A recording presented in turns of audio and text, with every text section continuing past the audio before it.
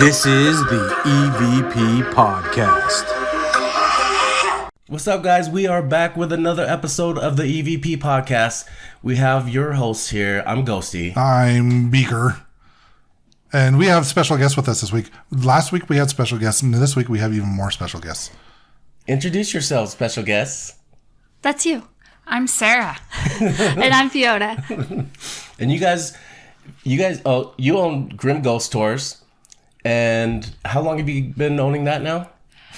So I've owned it for about a year and a half now. Nice. And you just took over. Yep. The company, we're actually celebrating our 13th year in business this August. Nice. So you guys are meeting the new owner. Yeah, I was super tight with Paul. Like we were like people that talked once a year. And no, I love Grimm Ghost Tours is actually how I got my start in the paranormal. Oh. But I found them online one year and we did a bus tour and then found out they did investigations and it just kind of went from there. And so I kind of got to know Paul, the previous owner of Grimm Ghost Tours, a little bit. And then when he said he was selling it, I was sad. And I'm like, no more Grimm Ghost Tours for me. And then we met you guys at the Washoe Club. Yeah. We talked about that last week. They don't like it in Virginia City when you call it the Washoe Club. They like it when you call it the correct name. I have so many people. Oh, man. So what we normally do on these, we call these our scared and fascinated episodes when we bring someone new on for the first time. We're just going to have you talk about kind of like what got you into the paranormal, any experiences that you might have had growing up, and just like what scared you and what fascinated you about the paranormal and stuff. And stuff. And so all the things. Yeah. What led you up to, story. Now owning Grimm Ghost Tours and being so involved in the paranormal that now it's a career? Start from the beginning. So when you guys were growing up, your sisters, obviously. Yes. So for anyone that doesn't know, we are sisters. Sarah's the older sister, and I'm the younger sister. So Sarah's the responsible one. Got it. We have one oldest sister. So I'm that changes the dynamics altogether. It really does. I'm really the middle. She's the middle sister. Okay. There's so three definitely, of us. middle sister, definitely the responsible one. Youngest sister is the one that got away with everything. And the oldest sister, I'm assuming, is the one that got blamed for everything. No, that was me. She was. Oh, yeah. The middle. I got blamed for everything. I still get blamed for everything. I did not do everything. Looks like you're getting blamed right now. I know, right? Look at that. See? So how much of that was actually ghosts that you got blamed for? So growing up, did you guys grow up dealing with paranormal at all, or all the time? Did you have ghosts at your house? Yes. So what's the first thing that you can remember? First, where was this located? We live different places. Oh, and it was following you. Yeah, or just you don't know that, you're speculating. I am assuming all the time. I think to kind of start it all off, it's genetic. It's genetic in our family. Very cool. And so it's always just been a part of our lives from the time we were babies. Like it's drawn to us, maybe. Is that weird? No, have you heard that before? It. Yes. So that was brand new. Even before I was born, my older sister had a friends, imaginary friends. That's who she would talk to, and would even told my mom their life stories. Your baby's gonna be your baby's gonna be a girl. Her name is Sarah. My older sister already kind of knew this from her friends, so it's just been who we are, I guess. So your mom just kind of went along with the name and afraid of that, if I don't name her Sarah, the spirit's going to be angry, or did she already have the name in mind? Just get your mom on the phone. Well, her personality is a little strong. She'll take over the show. Well, and even before we were born, when my parents were first married, there were stories of living in houses and having to deal with things happening and stuff, and it followed our parents wherever they lived. And so when we were growing up, everywhere we lived, it was like, oh, that damn ghost, right? And so specifically, our house growing up, it was a brand new house that they built, but the previous house had burned down on the lot.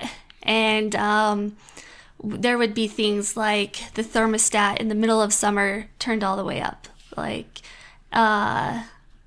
I don't know, was it August? And we weren't even home. Like, we came home and the thermostat was turned all the way up. Like, the heat was like on. as high as it could go. my hell. And we weren't even home. Like, we had gone on vacation somewhere and we came home and the thermostat was turned up. That was me. I broke in to make a grilled cheese sandwich and I turned the heat up.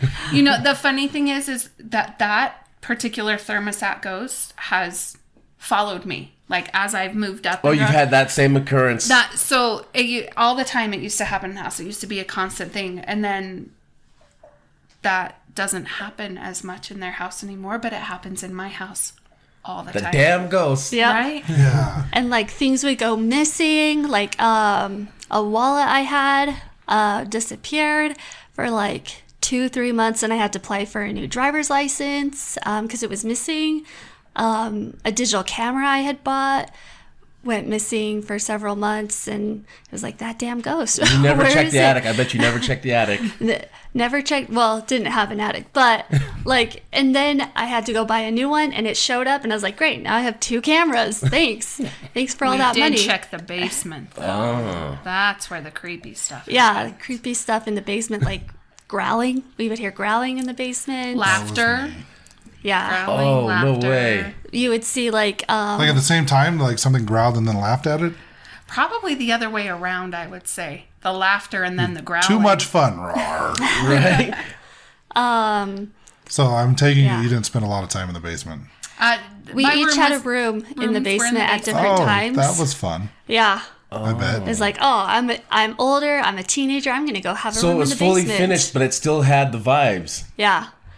But none of us talked about it, and so none of us knew about the growling until we were down there, and it's like, oh, this is fun. Thanks for not sharing that information with us. Damn. Yeah. But you know, I do think because as I said, like, it is a little bit genetic and we've dealt with it our whole lives, we also kind of just accepted it too. You know, you get to things and some of them are intense, but you also just kind of go, This Part is of my life. yeah, that's what Alright. happens. This is my life now. So even telling your parents about what was going on, like they already had been experiencing it, so it's like not new to them. Yeah, like, oh, just a ghost. Tell it to calm down, you know? Yeah, that's how it is. Welcome to this life. What were some of the ones that really freaked you guys out though? Like growing up? Yeah, or- growing up. I remember down in the basement, you know, I was a teenager, in the room, and just like a man standing in the doorway that I could see like out of my peripherals like all night long, and I was freaked out, and he was like right there, and it was like a shadow man. I was like, look, this is not okay, right? Like this creepy man standing in the doorway. And the next morning I was like, Mom, there was a man standing in my doorway. She's like, yeah, okay. Did you tell him to go away? I was like, I could tell him to go away. Like, no one told me this before. Because before it was just like, oh, damn ghost, give me my keys back, right? But never ghost can go away, interact, right? So that was probably the scariest thing growing up. All the other times it was just mischievous stuff. Yeah, not scary, just Yeah. more like, damn it, not again. Yeah. Yeah, I think the thing that used to, like when I was little, like when I was probably like 6 or 7, things like that, I think the thing that used to scare me the most is at night when the lights were off, laying in bed, you know, and when you're 6 or 7, you don't necessarily understand what all these moving shadows around your room are. And that I think that was probably the thing that used to scare me the most, is just not just being able to sit and watch these things, these people, these shadows, these whatever they were. I didn't know, but just watching them like move around the room, I think that was probably the most terrifying. I think I blocked a lot of that out because I was terrified of the dark. We lived up at student housing because our parents went to the U, And What was those apartments right across? The ones that, like, when you're driving, you're kind of right above them? The kind of short red brown? on Sunnyside across from the post office, when you head up to the zoo, there's apartments over by the post office, and we lived up there. And I remember I was supposed to have a room where, like, a lot of the boxes, like, extra storage. And I remember I was supposed to have a room in there, but it terrified me so much that I didn't sleep in there. Like, I slept in my parents' bed, like, clear up until I was 8. So, because I was terrified of the dark, and I refused to sleep alone. Like, even when I was 8 and did sleep, all the shadows, like, I moving. saw things.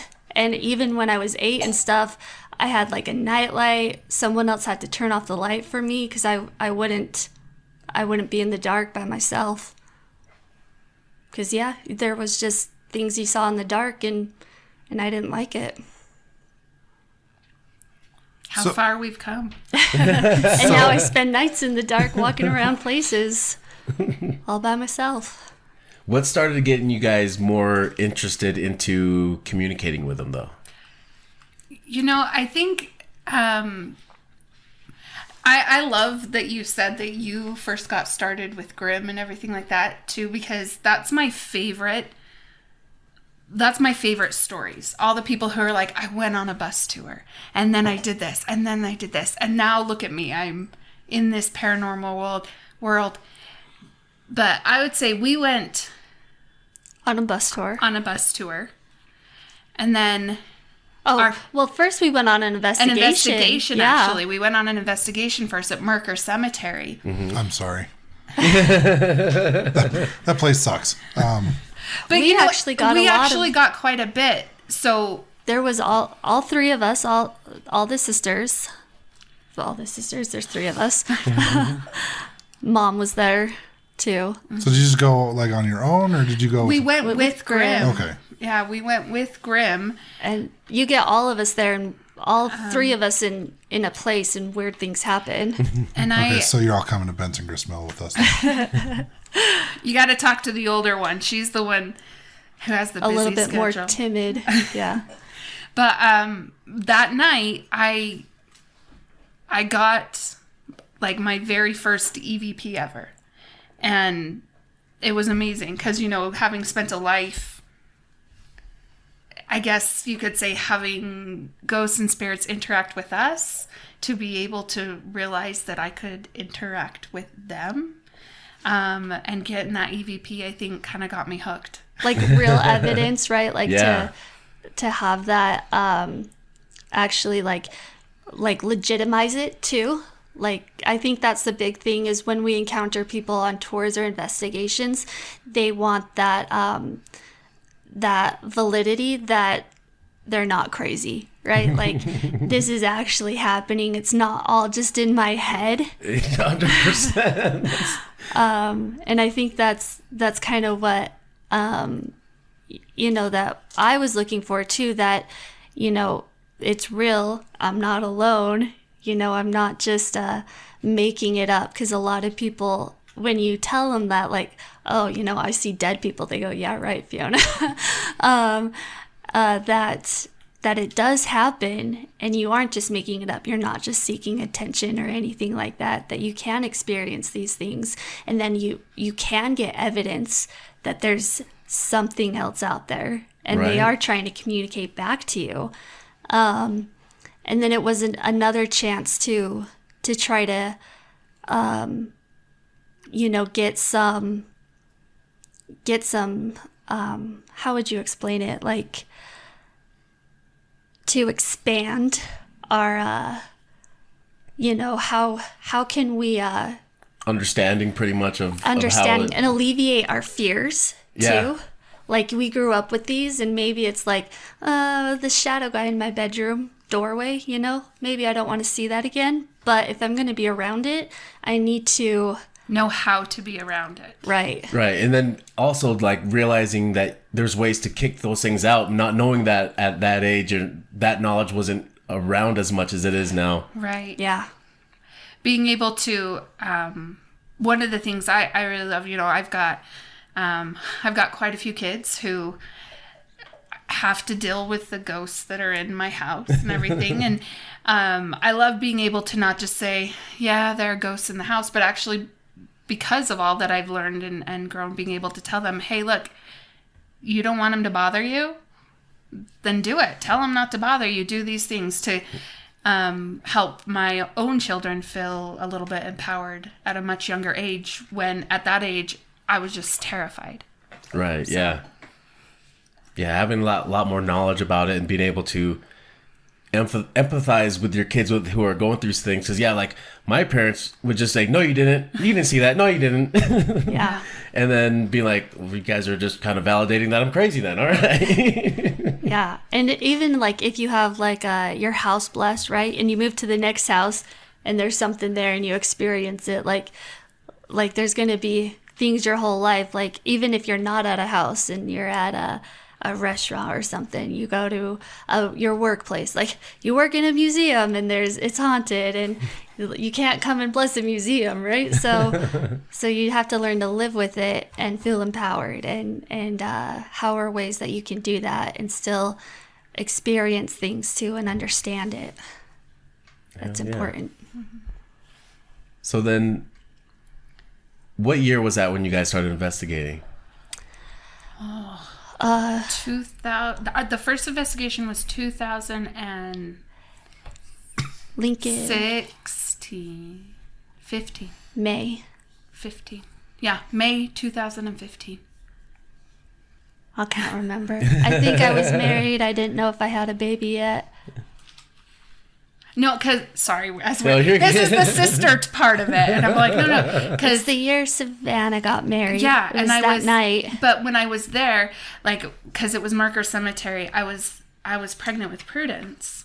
Okay. Because I remember, like, walking down the hill and things like that when we were coming back, because it's a big hill. But it was before I worked for Grimm. But that was before you worked for Grimm. But it was so it would have been May 2015. And I got hired July 2000. And Lincoln was born. When was Lincoln born? I don't know. He's 9. He was born in 17, wasn't he? No. I got married 20. It's my 10-year anniversary. Maybe what my year dates is it? are- 24. 24. 37. Numbers are relative. Oh my goodness. But No, sorry. Oh, you're good. So then, from pretty much within that same year, you start working for Grimm. Yeah. That's awesome.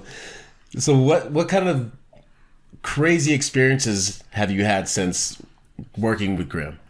A lot. Besides being on TV. Wait, before 'cause we I've get seen to you that. on TV a couple times. Before we get to that, though, it's like, okay, so you went on your first investigation in May, and then, 4 months later, you're working for him? So what was the turning point? You're just like, okay, now I want to work for you. I went on a tour, and I was like, this is super cool.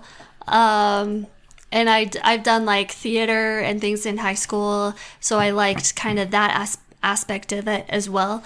I like the history aspect, and I was like, oh, I'm going to look this company up. We've been on investigation. I like the tours. So Yeah, I because the looked tour them up. guides are very theatrical, and they play a character that really well. Yeah. So I looked them up on Facebook. I was going to follow them, things like that. And then I saw like, we're hiring, their little thing that they did. And I was like, yes, I Hell need yeah. that. I was a stay-at-home mom. I had kids. We've already determined I don't know their ages. I had kids, so I needed to get out and do something. So I applied. They hired me. I did tours, and then Paul brought me on to help with investigations. So that's how I met you. I think it was at Benson Grist Mill doing an investigation. Yeah, and I think Fear Factory. Oh yeah, Fear Yeah, Factory. the Fear Factory. That was a little bit later, and that was such a shit show. That one was like, my previous team were like, oh, we came up with like our own waivers and everything, and for whatever reason, the other guy I worked with was like, oh, we don't need waivers for this one. I get to Fear Factory, and you're like, yeah, you do. Yeah. So it's like, that one, it was just a terrible investigation. I didn't even stay for that one. I think I got the waivers signed. I think you ended up getting the waivers that you guys use, and I had everyone sign that, and then I'm like, okay, go do your thing. Bye, I'm going home. Because I had to work at like 6 o'clock in the morning the next day. Yeah. But yeah, that was a fun night, I'm sure, for somebody. It was interesting. I experienced things with your team that night too. So, I mean, there's been, like I said, now I can walk around like Fear Factory and all these places in the dark. I don't even carry a flashlight with me when I go around. And you know, I've seen these shadow figures. My very first investigation, I wasn't even working. I kind of tagged along to see what it was like, if I could handle it. And I saw something, and I was like, nope. It was at Camp Floyd, and I was like, nope, don't like this. Don't know if I'll do another one again. It was Which like room of Camp Floyd was that in? the bullet room, the one that like Mark Twain stayed in. Oh, yeah, okay. Yeah. On the upper level. Yeah. Yeah. Okay, yeah. And I was like, no, don't like this. Not coming back here. And I didn't go back until this year. So, but other places I've been touched. I've heard things. What was it like the first time you got touched? Where? It was at Fear Factory. I had my ankle grabbed, and I was like, hey, no, I don't like this.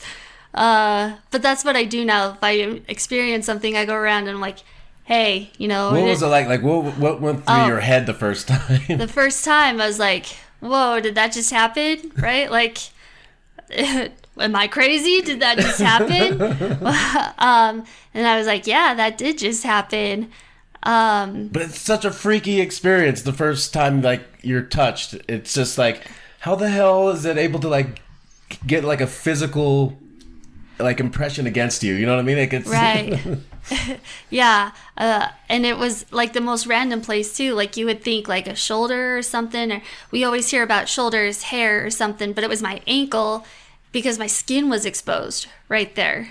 And I did think, like, did that just happen? Because it always makes you stop and pause. Showing too much ankle. Right, yeah. She was in Amish country. Yeah, showing all that ankle. Trigger ankle.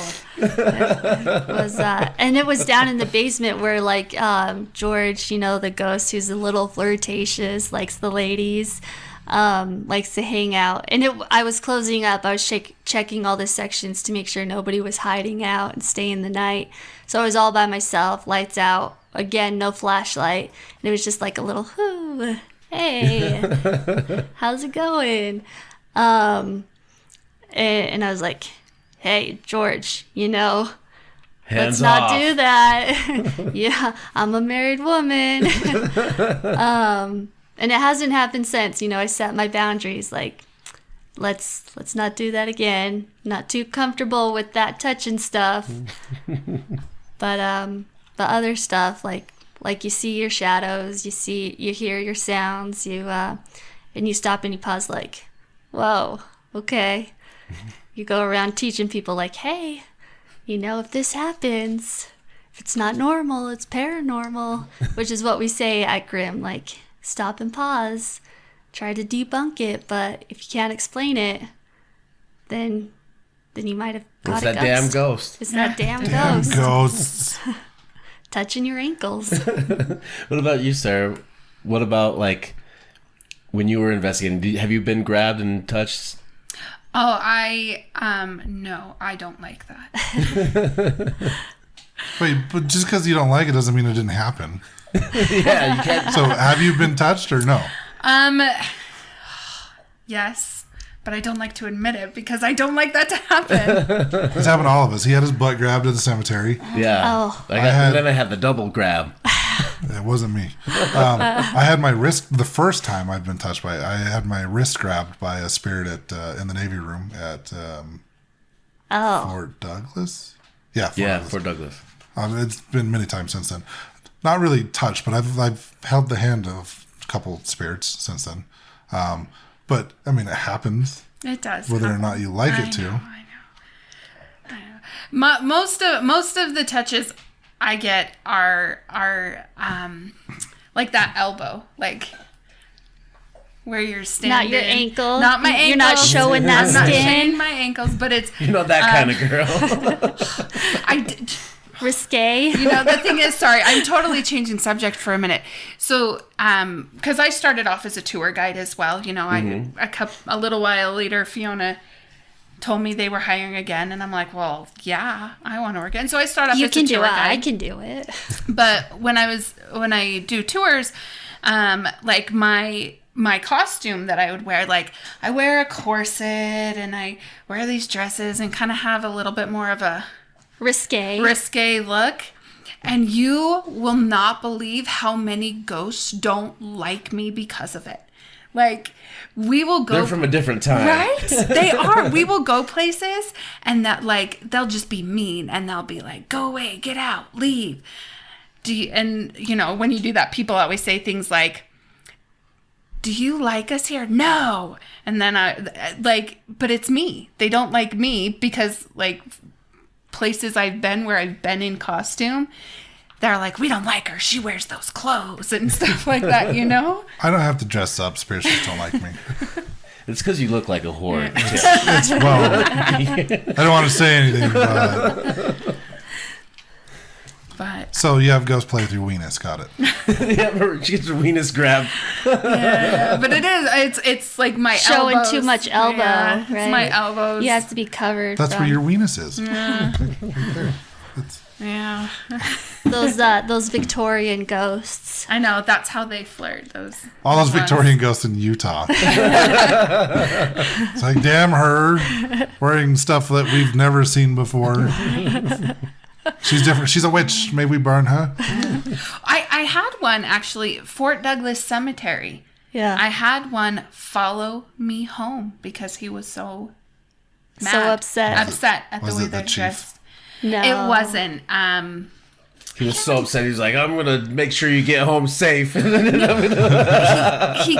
was it one of the followed- Germans? No, it wasn't. I think we He figured was out one at of the point. 1870s Yeah. soldiers, Oh, okay. like But, no high ranking. He came to my house and I was in bed, you know, and like the ones that just make you feel bad. And like all of a sudden I kept getting these like pictures in my head of my kids being hurt violently. Like he was not nice at all. That and, jerk. right? That damn ghost. Let's find Damn ghost. Damn ghost. Had to send him That's a home. new series. That damn ghost. Yeah. That should be another new series. Scared and Fascinated, followed by That Damn Ghost. But yeah, I had to go up and send him back, have a talk with him. But even now, if I go to Fort Douglas Cemetery during the day, if I get... Did you drive him back, or did you just tell him to go away? I told him. Okay, 'cause I I've- didn't drive him back. I've legit talked to people where they've like gone through the motions of like, come get in my car, Dropping and him off. driving really? back. Yeah. So my friend Corey, her mom used to own Family Tree Restaurant. Okay. She did that once. Like a spirit followed her home, and she literally got in her car and drove back to the restaurant. And she's like, "Stay here." So I've heard of people doing that. They physically go through the motions of like, "You need to be here, not at my house." So that's what I was just wondering. When we went back to the cemetery, when we were there the next time, we had to say like, hey, dude, you can't freak out. Like, do not do this again. You can't, like, It's not. this is modern times, right? Like, yeah. Because he was, even when we were there, he was starting to get a little angry. And he's like, dude, times have changed. Women can wear what they want. No, they can't. This isn't the military anymore. You're dead. So, yeah, it gets interesting. Even sometimes at Fear Factory too. Yeah, there are ones at Fear Factory that don't like me. Yeah. So is that the only case of a spirit like following you home? That's the only one I've had. What about you? It's happened a couple of times. I had one from Fear Factory. He wasn't happy one night because of I think one night there was just some bad vibes going on. I don't know if it was because of what people brought or what they were, the questions they were asking, how they were investigating, but he was just not happy. And usually this is kind of a calm spirit and he's kind of like shy and reluctant, but he was just not happy. And so he came home with me and he was expressing his feelings like, and so I was like, dude, come on. I know, like, next time I'm back there, we'll have a little chat with the group and we'll lay down the law a little bit more fiercely, right? Like, so we just did. You thought you were HR? So, sometimes I am. That's because she has the that's gum. I have to go to. I'm a little bit more. I've spent so much time at Fear Factory doing investigations, and but like I just sat him back. We went through like the calming, the intuition stuff, that third eye stuff, and I sat him back. One time at Lava, like I had to pull my car over when I went on my way home, and I was like, all right. I didn't know who it was. I didn't know what was going on, but I could just feel them with me. And then I was like, okay, I don't know what happened. I don't know what's going on. I don't know why you're so upset, but you need to go back. I'm not going all the way back to Utah with me. We're here. We're still in Idaho, but go back because I do not want you home with me. Yeah, you don't want to get caught crossing state lines with spirits. Right? Yeah. Do you have to declare those? Yeah, you do. Right. You have to pay a fine, I think. Not if you do it sneakily. Sneakily. Sneakily. That's a word I just made up. I like I it. don't know. But sometimes sometimes I've been at these places so often because I've been with Grimm for so long and I've been on investigations for so long that sometimes they're not always angry, right? It's not because they're always angry. Sometimes they just get a little familiar and it's like, hey, I know we're friends, but I want to be home. That's my safe zone. You need to go back to your safe zone. We're not that close. Like when we're there, we'll talk and we'll hang out, but you got to stay there. And sometimes like at the end of the night at an investigation, we always tell people like, yeah, you got to say your intentions and before you get in your car. Sometimes I'm just so tired and I just get in my car and I just drive and then I'm like, oh, I didn't say it. So I got to go home and be like, if You're you're gonna with drive me, back. You gotta drive all the way back. Drive back to you're with Idaho. me, Drive them go. off. So sometimes I just get home and I'm like, okay, go back. So Sarah, you said there's spirits at Fear Factory that don't like you. Is there any particular reason why? Is it just, again, costume thing? Or I don't know. I think they just don't do you like wear your me. costume to Fear Factory? So, I have. So when we do, because I was actually hired on when we started doing our Fear Factory tour versus the investigation. Okay. When on the Monday nights we take people through and we tell them the stories of all the deaths and things like that. That's what when I started working for Grimm is when they started that tour. So before I ever did any investigations or anything there, I would be the guide in my costume and do the tour. And I think they just remember me. I don't know. Maybe I just have a bad personality that they're all like, we don't like you. It's a ghost that you're bringing with you all the time. that fire goes. I'll just show up with you, and then they'll have a new person to hate, Oh my and then goodness. you'll be fine. Then they'll be like, hey, yes, Sarah's Like, oh, here. this guy We don't again. have Tim. No, don't then they'll be have mad at him. you for bringing me, and then so when I'm not there, they'll be like, "Oh, that's Sarah." But I'm like Sarah's enforcer. I go and lay down the law. I'm like, hey, leave her alone. Be Or nice. else. Or I'll- I'm the little sister, but I'm I hit harder. fierce. Well, and we tell people on our investigation the same things. Like I think sometimes they get a little, who hasn't gotten something on the spirit box or an EVP that says "go away"? Like it's common. Or those naughty words, right? Are those like, not- it's like what they calling me this name. Yeah, yeah, like, but usually people are like kind of asking for stuff like that to happen. yeah. But it happens, and a lot of people will be like, "Oh, they told us to get out, so we're leaving." And I say, "You know what I do? I tell them, no, I'm here for the night. Deal with it." And that's what I tell them when they don't like me and start being me. And I'm like, tough. That's probably Deal why they with don't it. like you. They're just like, oh, everyone else is stupid, and they just leave when we tell them to, and she's not. So That's probably she's why. not letting us bully her. I used to do that. Be one of those people who's like, oh, do you want us to leave? Do this if you want us to leave. And the more that you do this, those kind of questions to spirits kind of seem like stupid, in my opinion. And you can go ahead and laugh. It's just, it's sitting there. You're there to talk to a ghost. Oh, do you want us to leave? I don't care if you want me to leave. Right. I'm like, yeah, I'm in your space, but it's temporarily. You just deal with it. I know. That's kind of, I kind of feel the same. It's like, why are you asking? Do you want me, like, Do you really want to know the answer, right? Like, It's like, if you feel like the spirit wants you to leave, don't even ask the question. Just keep going with your investigation. If they don't want to talk to you, they're going to go away. They can't really want you to leave that bad if they're still going to communicate with you. You got to use it as a bait question, and then you get their interaction. Aha! I knew you were here, you son of a bitch. Now, Now we're going to talk. You sit down right there. now we're gonna have a This conversation. investigation's going forward. now I'm staying forever. You did it to yourself, stupid ghost. Gotcha, bitch.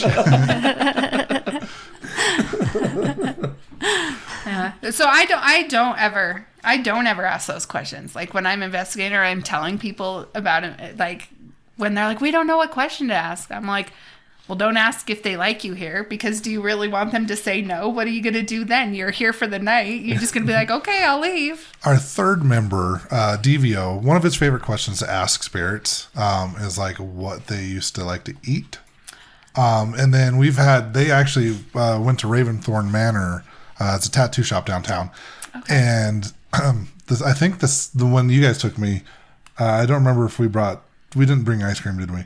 But one of the questions that his brother asked was, what kind of ice cream did you like? oh, So he'll ask. And it just said kinda- we got the word chocolate that came. oh yeah. Oh, very nice. yeah, you got an EVP then. Yeah, we got the EVP of the word chocolate, and so the next time we went, he brought some chocolate ice cream. Yeah. So it's like when we go to Benson next month, I'm bringing apple pie because one of the spirits told me they wanted apple pie. But it's just, he would ask questions like that. Just like, I've heard people like, oh, what kind of whiskey or what kind of, did you like to drink? Mm-hmm. Just asking like those personal questions, getting to know the spirit instead of just sitting there like, hey, I'm here. Do you want me to leave? Or like, what's your name 5 times, right? Yeah. Like, Or like, I really think they get tired of being asked, how did you die? Like, that's a number one question that I think, particularly at these really popular places that people go to a lot and they see a lot of people. It's like, man, I got to live through that trauma again. Here we go. Right? I told 20 people last week how I died. Now I got to tell another 20 people how I died. Yes, perform for me, monkey. well, I always tell people those icebreaker questions that we all hate, like when we go to work or school. That's how you get them talking, those bait questions, right? Like you were talking about, those personal questions. Those icebreaker games and questions are good ways to get them talking. The ones that are like, how did you die? Because not all spirits, ghosts, want to talk about their death. They might not even know they're dead. Yeah, exactly. They may not know they're dead. And so they're not going to always answer those ones. And if you're recording and you keep asking them, this is what Paul always used to say. You keep asking them, what's your name? What's your name? You got to go back and listen, because they might have already answered that question. And if you haven't listened to it and you keep asking them, they're going to stop. They're going to stop talking to you. Like, I've already answered that question. How'd you die? Did you die this way? Are you this person? And they're like, no, I'm not. I've already told you that. You're not listening to me. So you got to ask those icebreaker questions. You got to try and actually get to know them, and not try to like you got to make it personal, and you got to talk to them like a human, like you would someone who's living, or else, they're not necessarily going to want to talk to you. Like, you're not going to treat me like a person, then I don't want to talk to you. Like, as in life, as in death. That's what we say. It's really funny to me a lot of times when we're at different places. Like we were just at Saltaire. Thanks. Had to think of where we were. And when you're walking through and you can feel them there, and you're like, oh man, they're out tonight. They're coming out. And then you go up to a group and be like, how's it going? And they're like, oh, it's really quiet. We're getting nothing. And I'm like, how are you getting nothing? And so you sit with them and you say, okay, here, let me see what I can do. Let me see if I can help you. And then you kind of see the way they've been doing it, and you're all like, okay. Something like you've asked multiple times their name, or you've asked things they want, and it's, you know, just going around trying to teach you, hey, ask something new, ask something different. I've had at Saltaire people play music, and then they caught an EVP after they like played their music, like right after they turned it off. They caught an EVP of someone like humming a tune and stuff. So just finding different exciting ways to get these ghost interactions, and then you don't go somewhere and go like, I mean, some nights are quiet. We all know that. Some nights you just have quiet nights, but I think a lot depends on how you interact. Outside the box. Mm-hmm. Yeah, and the Saltaire, like there's sections there that are heavy. Yeah. Like that one bathroom that goes down that little hallway. That bathroom there's some shit there. Literally and metaphysically. Right. Yes. All kinds of shit in that bathroom. Yes. You know.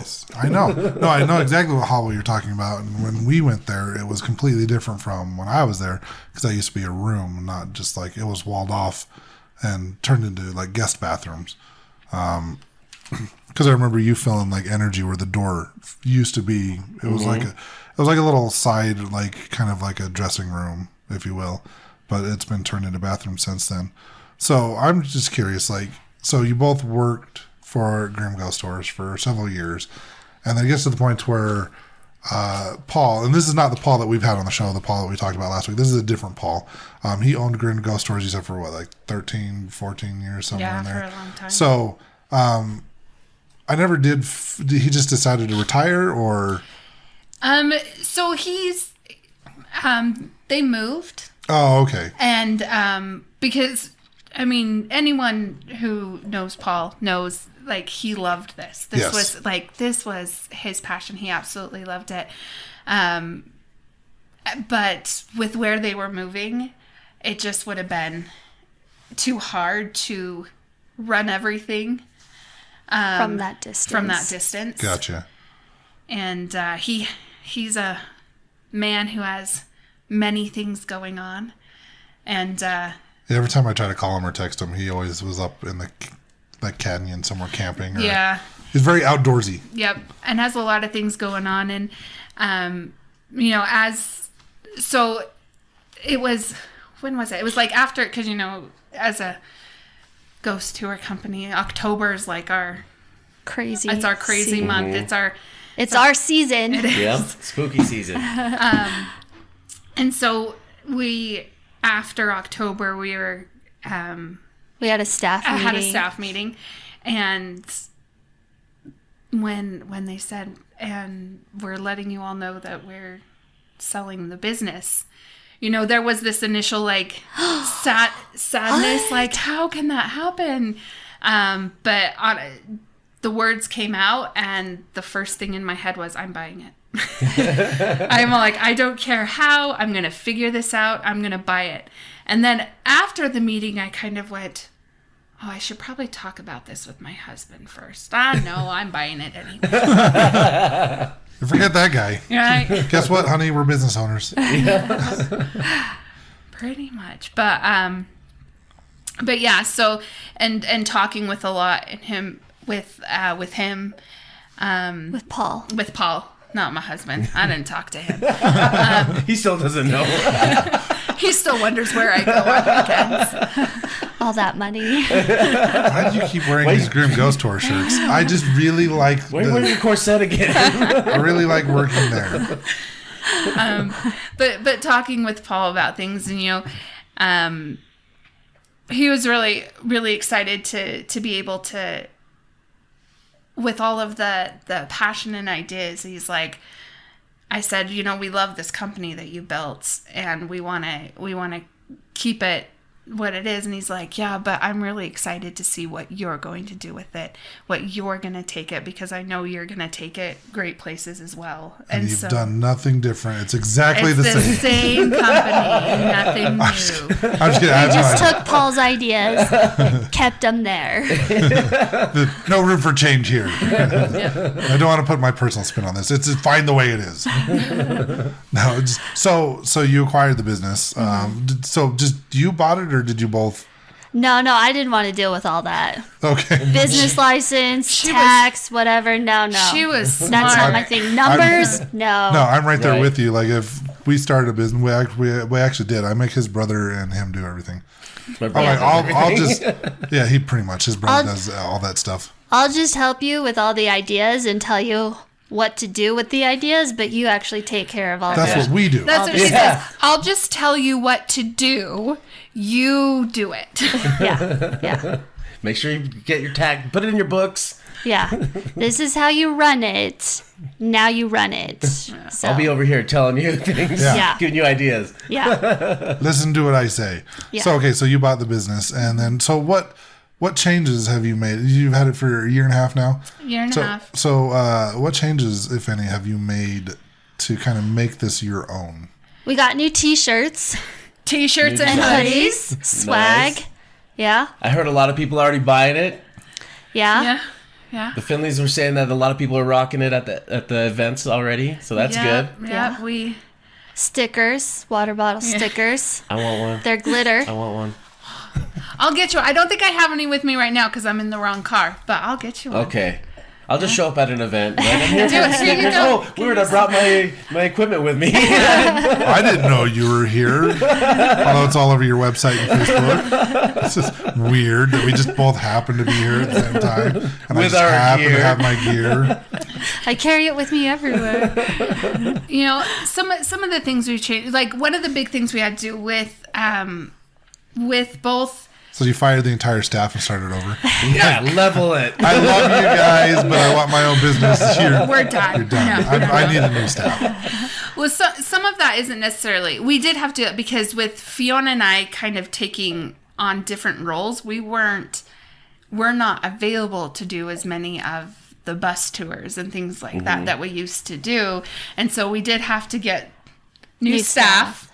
Train new people in order to be the tour guides, because if we're working on other things. I'm telling her what to do, that takes up a lot of my time. We need fresh meat. But one thing is we did look a lot at, merchandising, bringing that in, not just our cool shirts and hoodies and things like that, but even things on investigations that people like, giving people a chance to buy some of this equipment, because a lot of people come on our investigations who have never done anything before. They don't understand it. They don't know it. They just want to learn. And we love that. But then giving them the opportunity to maybe take home their own set of dowsing rods. So what percentage of new people are like, I watched Ghost Adventures, and so I wanted to try it? Because honestly, for me, it was 90%. Ghost Hunters. Yeah, so I mean, a lot of them, Ghost Adventures, Ghost Hunters. There's a lot of the YouTube I stuff. will admit, I'm not probably as up to date as much as I should. But a lot of the YouTube, a lot of them follow I'm not YouTube up to date people. with that either. Is there TikTok. Yeah, is there like a Sam and Colby? Yes. We get a lot of that, and I will admit, I don't know who they are. I've seen one episode or I haven't seen the episode, but they had some mediums on. There was a whole controversy about their mediums. Yeah. Only reason why I know who Sam and Colby is. But they're like the popular show right now. Okay, because we've they're been YouTubers. That makes sense. We've been getting a lot of that. I've gotten a lot of people who've been like, "Oh yeah, I watched Sam and Colby," and I'm like, "Awesome." From what I hear, like their stuff is like really good. So They went to the Conjuring house. They had a couple mediums there, and it's been arguments on both sides on whether or not they're fake mediums. And I've seen people post arguments on both sides. I've watched the videos.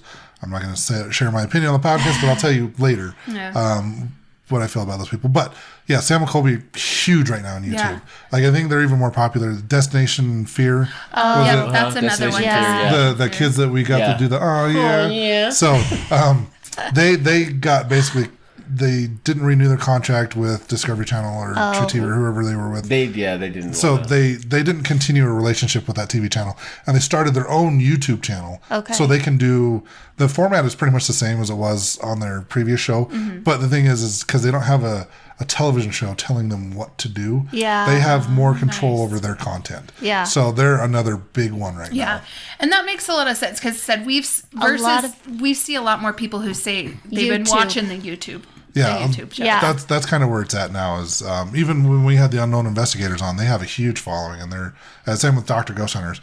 We've had both of those teams on here as guests, and their YouTube following is like huge. Yeah. So that's kind of where it's going more now than like the streaming services with like Ghost Hunters and Ghost Adventures. Yeah. You're going to see more from the YouTubers. Yeah.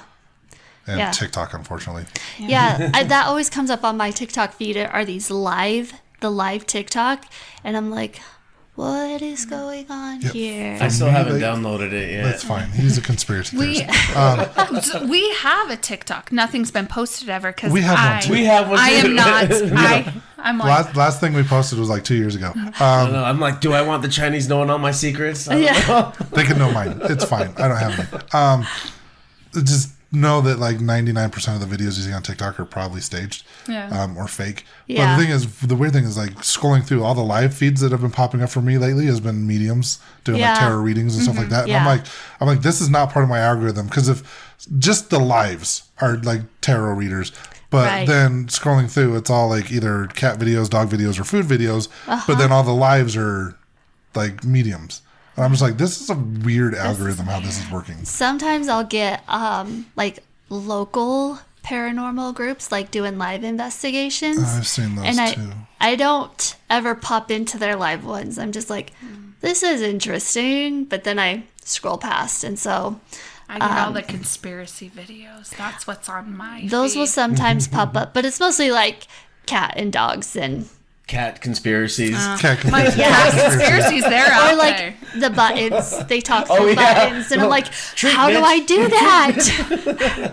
So There's the one where the dog has a button that says bitch and it uses it a lot. I've seen that one, and I'm like, should I get this or not? That's like, what do you think about dad? I love you. What do you think about mom? Bitch. My dog is a daddy's girl, so I'm like, no, we're not that button. But we've gotten new equipment for our investigation, so they can use it. Trying to add some Develop newer things, like instead of just like your basic like K2s or dowsing rods, actually getting spirit boxes that people can try out. Things like REM pods. What else did we get? I don't know. We got Equipment confuses me. right. But so we've then tried to get some. We don't have enough to give out to everybody, but at least like letting people get a chance to try some of this really cool equipment. The next thing on the list I'm going to get is one of those. What are they called? The thermal imaging. Thermal imaging guns. Oh, okay. Yeah. There's a couple different kinds. There's some that just do FLIR. FLIR's the brand. Yeah. There's some that will just take the temperature and kind of show it on the screen. There's some that will actually be able to take pictures. And then there's, when you get into the more expensive ones, there's ones that actually take video. My FLIR is called the FLIR 1, and it's just attaches to your phone. Yeah. So it uses the camera on your phone and then the camera on the FLIR. It kind of works together. So those are kind of cool, but they're not as nice as like the really expensive one. Yeah. I've had conversations with Ben Hansen on this. FLIR is a really good brand though. So if you're looking to get one of those. Yeah. Because that's definitely, we kind of listen to what people want. Because some of this stuff we can be like, you get a K2 and you get a K. You know, we can hand those out to Oprah everybody. Winfrey of K2s. You get a K2. Now you Check can under your seat. You can get them super cheap on Amazon. Right. There's the USB rechargeable ones. It's like 2 for $30. Yeah. But people come to us and say, oh, I saw this. And so we try and listen and see what they're saying to then at least buy one that we can be like, hey, you guys want to try it out? Let's try it out. So that's another thing we've done, trying to get a little bit. I want to try out a Tesla coil. Oh. And a Jacob's ladder. Just saying to throw that out You might have to wait a couple of years for me to. Couple more Octobers. Yeah, give me a couple more Octobers. We'll see what we can do. Nice.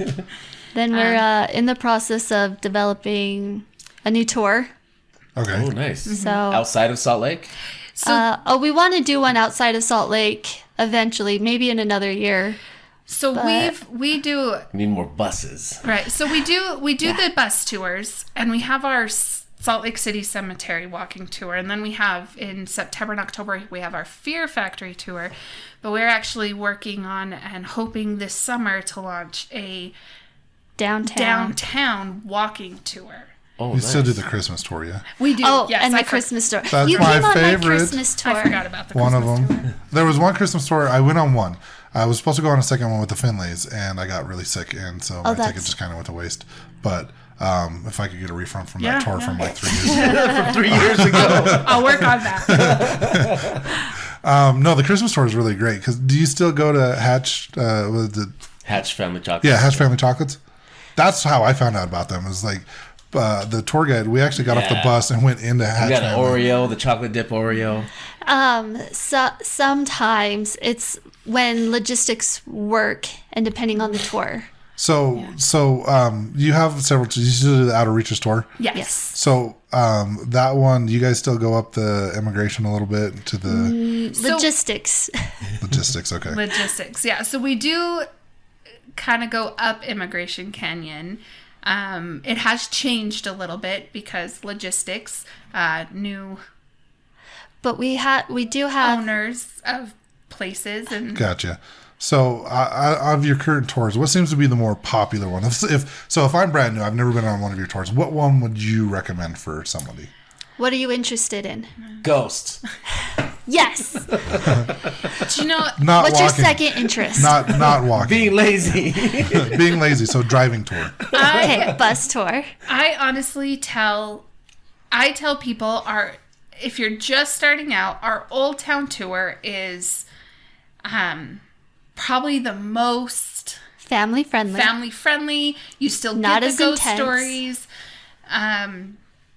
Okay, so there is a family-friendly version, and then the more So ghostly. our Outer Reaches tour, we do Later at night.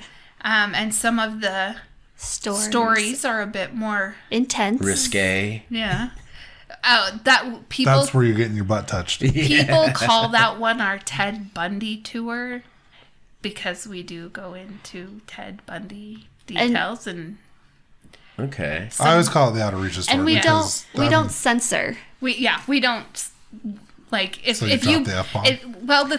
Well, we don't. F-bombs get the thrown. thing is There's lots of F-bombs. if somebody brings their 10-year-old kid on the Outer Reaches tour and Oh, yeah, no. and they don't want their 10-year-old to hear about necrophilia or Wait, there's raping and necrophilia on that murdering. tour? yeah, Ted Bundy was a necrophiliac.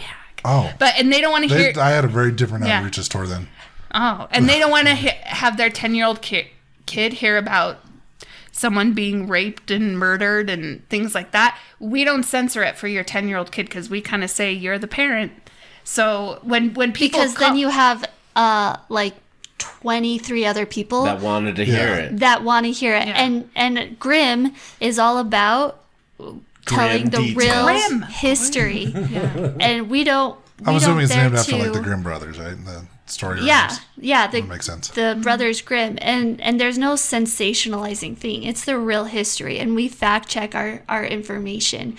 So, but we do the same thing with the family of David, right? So you're gonna hear about a woman who throws her kids out of the balcony. Like, we're not gonna censor that information. Was that the one in the hotel up in The like, Shiloh Inn. Yeah. Yeah. Okay. So I have a question for you. So when I went on the tour, it was probably like 10 years ago or so. The first tour I went on, I did the Outer Reaches tour. Now they drove us up, drove us up immigration. They had us get off and walk to where Ted Bundy's cabin supposedly was. You're all into the history and the fact checking. I've heard different things. Some people are like, no, he never had a cabin up there. Some people said yes. So on that spot, I'm assuming you don't go there anymore. That is, I'm gonna just put it out there. Some things have changed. It's it's all locked up. Okay. There are no trespassing signs everywhere, and You because will get in trouble. you will get in Shot. trouble, You and get shot. we are a business, and we have to maintain a business license, and so we follow The law. The law. Yeah, it's like So- 45 minutes up Immigration Canyon. Go past Ruth's Diner and just keep going if you're looking for it. I know exactly where it's at. But so, in your opinion, was it actually his or? Did No. he own it? No. That's what I thought. Did he live there? That was not listed as his address in any official documents. But it had a creepy vibe. Could there. It did. Could it Definitely. have been an abandoned cabin that he used from time to time? His bad things that he did? Yeah. Yeah. Okay. But as far as him owning it and living there, Well, he wouldn't want No, to leave a 'cause didn't he- paper trail, you Yeah, know? didn't he live in like the Avenues or something like that? Yeah. He had an apartment that he rented in the Avenues. But Not is- the Anson Call House in Bountiful. No. Is there evidence that Ted Bundy used cabins in the woods to take his victims to do bad things? Yes, he did it up in Washington with his victims. And did he like to go in woods and do bad things and bury his victims? Yes. Is there evidence of him doing that in Utah, going up into the woods and leaving his victims and doing bad things? Yes. So it's within the realm of possibility that there was an abandoned, like kind of like a kill house or whatever. But it's not somewhere he like lived. Okay. Yeah. yeah. Thanks for clearing that up because, like I said, over the years I've heard many things about that place, that Yes. property. And in Utah, there are more urban legends about Ted Bundy than and it's hard to get the fact from the fiction straight, but I can tell you, growing up, I didn't really know a lot about Ted Bundy, but everyone and their dog had an aunt or their mom was the almost 6 kidnapped degrees by. of Ted Bundy. Yeah. Like everybody is like, oh, my aunt was almost kidnapped by him, or Yeah. my mom like dated Ted Bundy. Like everybody seemed to know somebody, and I'm just like, not my family. Yeah. I'm like, wait, I didn't even heard of him until you're like, oh yeah, no, my aunt was Ted Bundy's girlfriend. Everybody seemed to have that story, and I'm just like, this can't all be true. Well, and that's one of the things. This is why we call it like our Ted Bundy tours, because we do talk about Ted Bundy because it was right in the vicinity of where we drive and where we go. So we do add it in there, and we do talk about him. And one of the things we talk about Ted Bundy's time specifically in Utah because there are so many urban legends, and we try to dispel those urban legends because we only talk about the truth. We don't sensationalize, we don't play into those myths, but we do tell the truth. And one thing that we do talk about is there is a 6 degrees of separation because Ted Bundy told things in prison. He admitted to things. Is a serial killer, thought about killing 24/7. Ted Bundy was always on the hunt. He was always looking for his next victim. Ted Bundy was a very social man. And so you are going to have women who are like, yeah, he offered me a ride. Yeah, he asked me out on a date because he was looking for his victim. If you look at his victim timeline, in October of 1974, when he was there was a victim every week in October. Not all of them died, but a lot of them did. At least every week that we know of in October. Damn. So he was a very busy man And that during was his time. And that was as he just got into. He'd only been in Utah Like he got like here a in month August, or 2. shortly before the term started at the U. And by October, at least one girl a week was abducted by Ted Bundy. Jesus. So, I mean, he was actively searching and actively going out there and meeting women and doing things. And not all of his victims died. And that's the thing that a lot of people don't realize about Ted Bundy, is that he didn't kill a lot of women. A lot of them are survivors that Don't necessarily know they're even survivors of him. or haven't come forward because they're like, I don't want to talk about it. Yeah, I don't blame him. I mean, I wouldn't want to talk about it if he abducted me either. Like, Yeah. you know, he's a very handsome man, from what I understand. Have you been to Zach Bagans Museum in Vegas? No, No. They do have some of his stuff that's creepy. in one of the rooms. They have a whole room dedicated to serial killers. So they have like some of the original paintings of John Wayne Gacy's. Ugh, They have, that's creepy. I think, the gloves and like glasses that Ted Bundy used. So they have all sorts of, well, they claim they have this stuff. I don't know Right. how legitimate it actually is, but they do have a whole room of stuff that they say belonged to these serial killers, and they have Ted Bundy stuff there. How old was Ted Bundy when he was going to the U? 30s. In his 30s. Okay, I was gonna say that this dude looked like he was like 50 years old, going to college, and like women were so attracted to this dude. I'm like, he looked old as shit. Those are the 70s, man. Yeah, he really was the Zac Efron of the 1970s. And that's like, people say that, they're like, I would never get in the car with him. He's so ugly. But it was the 1970s, so we have a different image. Well, and the thing with him as well, if you actually talk to people who did encounter him, or even looking at different pictures, sometimes his appearance could go from a very like handsome, charming, good-looking guy to almost looking like a complete monster within a matter of minutes. He was so good at Master manipulator. and just changing that appearance so many times. So sometimes, I will admit, not all the photos of Ted Bundy are flattering. Right. But he was, I mean, I he got think a it lot was- of girls to go with him. I think it was like I've read, He's just pushy. He's real pushy. when I was researching for our Outer Reaches tour so that we could like fact check and everything, make sure that we're telling the truth on our tour and everything, I read so many books and watched so many documentaries on him that I had nightmares. Like, he was in my dreams. I had nightmares about him. But a detective up in Washington called him a human chameleon because he really did change from like the handsome blue-eyed prince, and then like a few, maybe like an hour later, when he was in his like serial killer mode, like his whole demeanor changed to like his black eyes, he'd get really angry, that type of thing. Like a possession came over him, right? And then they couldn't catch him because he would change his whole look. Like, he'd grow his hair out or grow a beard, he'd get a tan, he'd lose weight, things like that, and he looked like a completely different person. So he was, he eluded people, and he eluded women, and he charmed them, and he frightened them, and all sorts of things. And killed him. And he killed them. Yeah, and then And he didn't kill them, and they loved them in ways that you shouldn't love a dead person. Right. So that we talk a about dead on our person, Outer Reaches yeah. tour. So if you want something darker, go to the Outer Reaches tour. Yes. If you want something more family friendly, go to the Old Town tour. Do you still do the cemetery tours? yes, They have a lot of tours we do. and investigations. Yes. You're going to Lava Hot Springs soon? Yeah? June. June. I had to remember. That's next June. month. Yeah. June go 1st. up. Yeah. We I try know, and I go up looked it to Lava Every quarter. every quarter is our. Just hit me up before you schedule the next one so I can make sure I have that weekend off. I want to go. I'm out of PTO for this year. So if you do one in like beginning of August, that'd be perfect because I have like 3 weeks off in August, just saying. No. And we've been booking 2 hotels.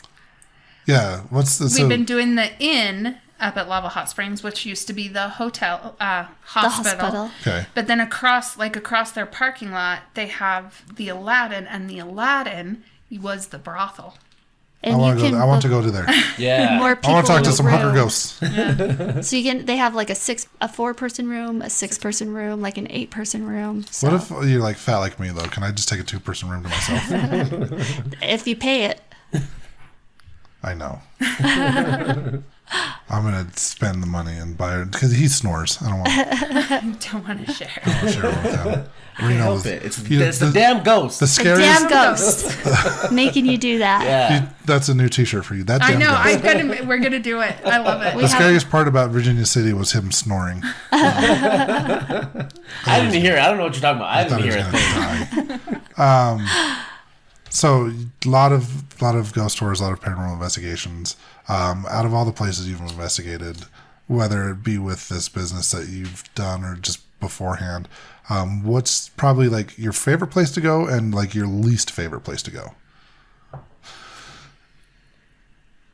As I take a deep breath because I'm fat and I don't breathe. I'll give you a second to think about it. I know. I have to think now. That's an in-depth You were ready question. for that. I know that's a question I thought everybody. No one's ever ready for it. Well, the words are fun. So is there a place that like is on the top of your bucket list that you'd want to go to that you haven't been yet? Everywhere. Perfect. The whole East Coast. Honestly, I really want to. There's a ton on the East Coast, but even on the West Coast, I want to go to the Stanley Hotel. Oh, that's so much fun. I want to go to the Queen Mary. Oh, I've been on one. I know you've been to more than I have, so she has a different list. The Stanley Hotel is really beautiful. I really want to go to this. Well, I'm a huge Stephen King fan. I'm sorry. No, I'm just kidding. No. She's a reader. No. It's watch the TV remake of The Shining in 1990, whatever year it was. That was actually shot at the Stanley. Yes. The Stanley Hotel, Estes Park, a very beautiful city. The hotel is really cool. I highly recommend going there. So that's definitely my bucket list.